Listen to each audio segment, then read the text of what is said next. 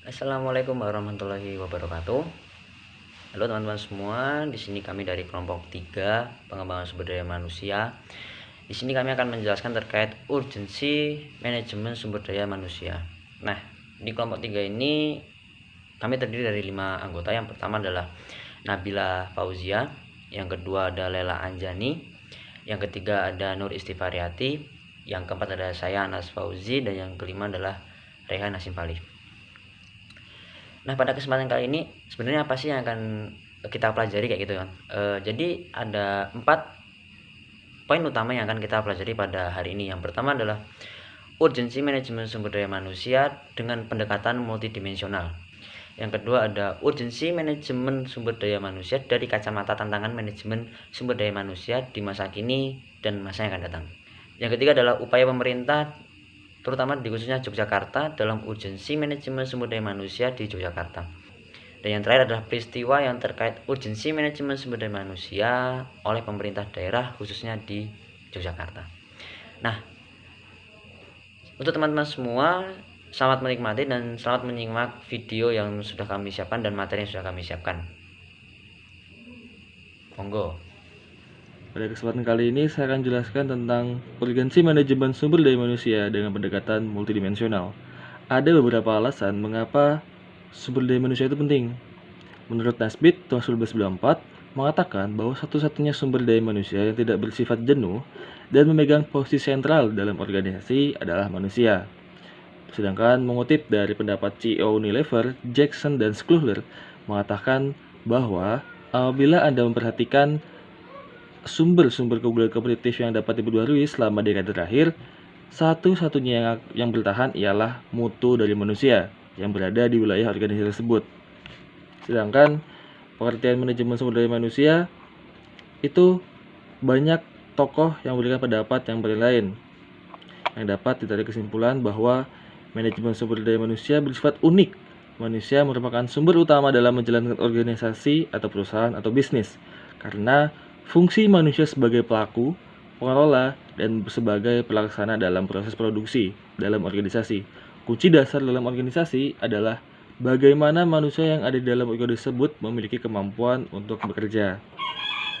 Yang selanjutnya yaitu tujuan manajemen SDM. Terdapat beberapa tujuan menurut Kurzweil dalam Ilian tahun 2001. Tujuan manajemen sumber daya manusia meliputi 1. Memberi pertimbangan manajemen dalam membuat kebijakan SDM untuk memastikan bahwa organisasi memiliki pekerja yang termotivasi dan berkinerja yang tinggi, memiliki pekerja yang selalu siap mengatasi perubahan dan memenuhi kewajiban pekerjaan secara legal. Yang kedua, mengimplementasikan dan menjaga semua kebijakan dan prosedur SDM yang memungkinkan organisasi mampu mencapai tujuannya. Yang ketiga, membantu dan mengembangkan arah keseluruhan organisasi dan strategi khususnya yang berkaitan dengan implikasi SDM. Yang keempat, memberikan dukungan dan kondisi yang akan membantu manajemen lini mencapai tujuannya. Yang kelima, menangani berbagai krisis dan situasi sulit dalam hubungan antar pekerja untuk meyakinkan bahwa mereka tidak menghambat organisasi dalam mencapai tujuannya. Menyediakan media komunikasi antara pekerja dan manajemen organisasi. Dan yang ketujuh, bertindak sebagai pemelihara standar organisasional dan nilai dalam manajemen SDM. Ada beberapa fungsi manajemen sumber daya manusia menurut Sutrisno tahun 2009. Antara lain, perencanaan adalah merencanakan tenaga kerja secara efektif dan efisien agar sesuai dengan kebutuhan perusahaan. Yang kedua, peorganisasian adalah kegiatan untuk mengorganisasi semua karyawan dengan menetapkan pembagian kerja, hubungan kerja, delegasi wewenang, integrasi dan koordinasi dalam bagian organisasi. Yang ketiga, pengarahan dan pengadaan adalah proses penarikan, seleksi, penempatan, orientasi, dan induksi untuk mendapatkan karyawan sesuai dengan kebutuhan perusahaan. Yang keempat, pengendalian. Pengendalian adalah kegiatan mengendalikan semua karyawan menaati peraturan perusahaan dan bekerja sesuai dengan rencana. Apabila terjadi kesalahan atau penyimpangan, diadakanlah perbaikan. Pengembangan adalah proses peningkatan keterampilan teknis, teoritis, konseptual, dan moral karyawan melalui pendidikan yang sesuai dengan kebutuhan pekerja masa kini maupun masa depan. Yang keenam, kompensasi adalah pemberian balas jasa langsung maupun tidak langsung, uang atau barang kepada karyawan sebagai imbalan jasa yang diberikan kepada perusahaan. Prinsip dari kompensasi tersendiri adalah adil serta layak. Pengintegrasian adalah untuk mempersatukan kepentingan perusahaan dan kebutuhan karyawan agar terciptanya kerjasama yang serasi dan saling menguntungkan.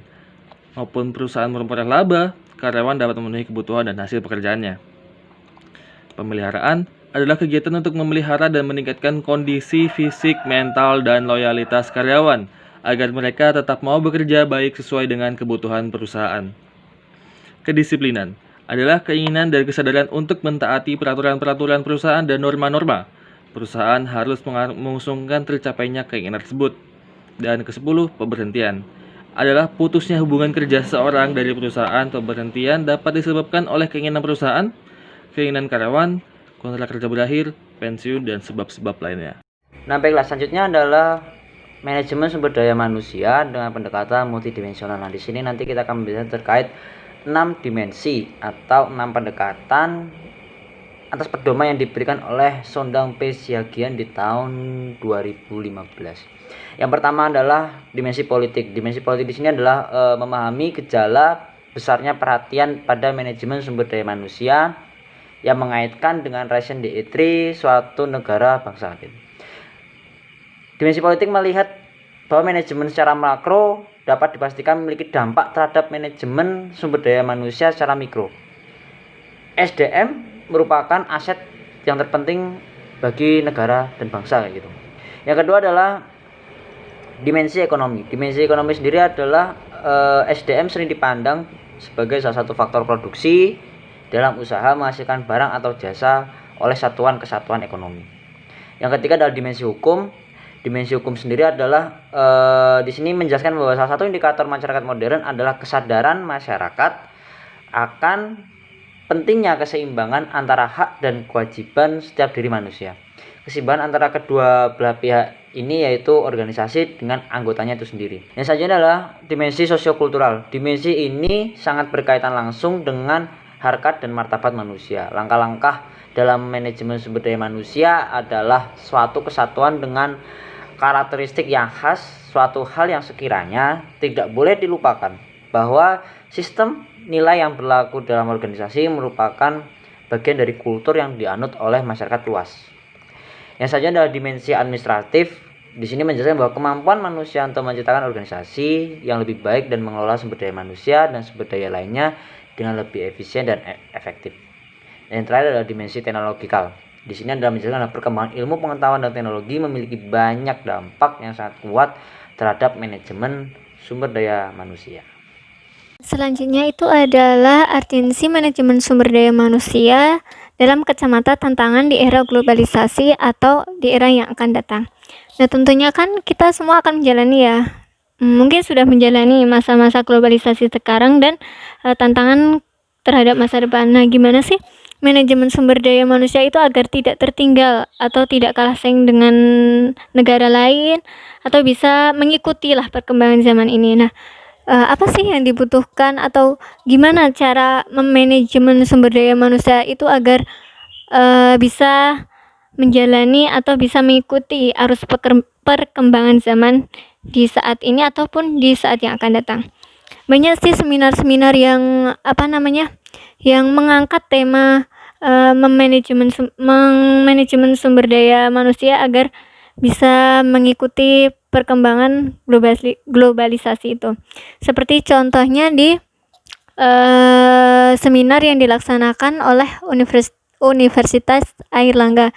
Di situ menyebutkan apa saja sih yang dibutuhkan sumber daya manusia agar bisa menghadapi tantangan-tantangan yang akan dihadapinya di masa depan. Seperti contoh itu ada peningkatan produktivitas kerjanya itu ditingkatkan. Kemudian ada peningkatan disiplin. Nah, disiplin itu kan juga perlu. Terus kemudian ada peningkatan motivasi. Kalau peningkatan motivasi kan otomatis biar semangat gitu. Jadi otomatis kerjanya itu juga jadi produktif.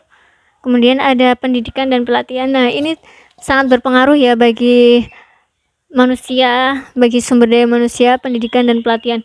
Kita bisa dibekali keterampilan-keterampilan yang contohnya yang akan dihadapi di masa depan itu bagaimana, kayak apa. Jadi kita itu udah siap gitu loh. Soalnya udah dibekali pendidikan dan pelatihan itu. Nah, kemudian ada lagi agar mampu manusia itu agar mampu bersaing dengan secara internasional. Itu menurut Athena yang seminar di Unair itu adalah kegigihan, yaitu membangun kegigihan dalam manusia itu sendiri. Jadinya itu kegigihan tuh mereka yang mereka itu jadi lebih semangat gitu, tidak mudah putus asa. Di sini saya akan menjelaskan mengenai upaya pemerintah DIY dalam urgensi manajemen sumber daya manusia di Yogyakarta. Tingginya tingkat pengangguran disebabkan oleh banyak faktor, terutama terletak pada kualitas sumber daya manusianya. Salah satu aspeknya adalah tingkat pendidikan dan keterampilan yang masih rendah. Berbagai program yang diberikan oleh pemerintah, khususnya di wilayah DIY sendiri, sebagai upaya meminimalisir pengangguran.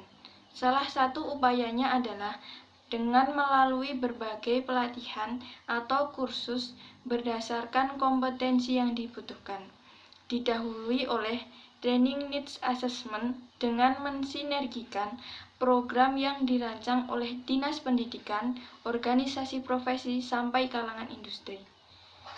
Salah satu contohnya adalah BLK atau Balai Latihan Kerja yang disediakan oleh Dinas Sosial. Di Jogja sendiri terdapat 5 cabang Balai Latihan Kerja, di antaranya seperti Balai Latihan Kerja DIY atau Kota, Balai Latihan Kerja Kabupaten Bantul, Balai Latihan Kerja Kabupaten Sleman, Balai Latihan Kerja Kabupaten Gunung Kidul, dan Balai Latihan Kerja Kabupaten Kulon Progo. Selain itu, tentunya terdapat pula sumber daya manusia dengan taraf pendidikan tinggi, S1 misalnya. Dalam hal ini, pemerintah melakukan riset tentang pemetaan dalam menempatkan setiap lulusan dari jurusan yang ada di universitas. Salah satu contohnya adalah pemerintah membuka banyak peluang kerja pada CPNS tahun 2019.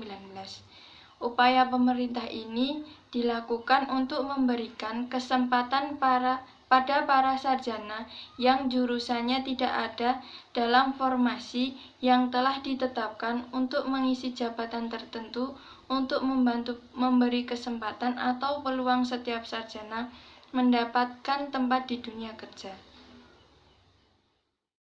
Selanjutnya ada peristiwa yang terkait urgensi manajemen sumber daya manusia oleh pemerintah daerah DIY. Lembaga pemerintahan atau instansi pemerintahan merupakan organisasi yang mempunyai berbagai ragam tujuan. Aktivitas di dalam lembaga pemerintahan selalu diarahkan untuk mencapai tujuan yang telah ditetapkan sebelumnya. Namun, kondisi saat ini menunjukkan bahwa sumber daya manusia yang ada sebagian masih jauh dari apa yang diharapkan. Nah, berikut merupakan beberapa contoh mengenai peristiwa terkait urgensi manajemen sumber daya manusia di pemerintah daerah DIY.